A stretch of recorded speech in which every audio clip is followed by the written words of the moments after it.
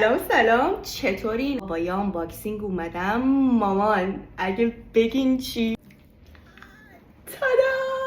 یه ادونت کلندر خریدم که واقعا عاشقشم. اگه ادونت کلندر نمیدونین چیه، ادونت کلندر به تعداد روزهایی که تا کریسمس مونده براتون آیتم میذاره توی باکس ها میتونه مربعی باشه، میتونه مثل این حالت کیف باشه و شما هر روز میای آیتم ها رو برمیدارین، میبینین که توش چیه. قراره با هم آنباکسش کنیم. یکم از این لوس بازی ها. کیفشم یکی از اون جایزه هایی که قراره به من بده.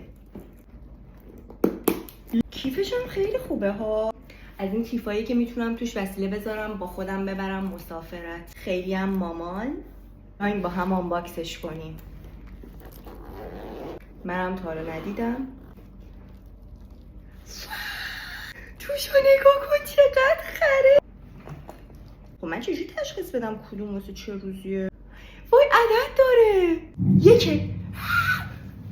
وای اینو نگاه چه ملوس. ایناش خیلی خوبه چون میتونی ازش استفاده بکنی بعدا. یه دونه بلاشه. برقو میبین. من هیچ سخنی ندارم. با بلاش های کل صورتی معروفم. این آیتم بعدی. روز 2. چقدر رنگش خوشگله. پکیجینگ ببین مثل شکلات توش. شما 3 رو ببینین نجوری. اصلا شما زیبایی چجوری نشون بدم؟ برقو شما میبینی یا نه؟ منو با سایه های اکلیلی هم میگه. دیدین همه جام اکلیلیه بدونین به خاطر ادونت کلندر. چرا امتحان نمی کنم؟ چون دلم میدونم چجوری نشون.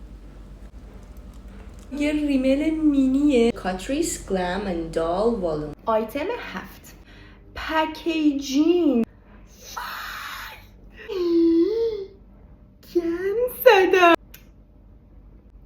چرا باید این شکلی شه؟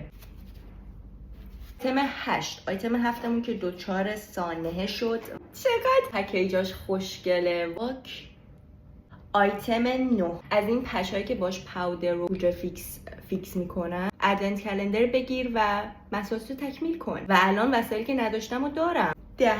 این با اون لیپ گلاسش سته و اینا دقیقاً با هم ستن. اندازه ای که پول دادی 100 برابر آش میخوری. کاتریس جوسی لیپ بالم. وای بوش. روز 12. بازم لاک داریم.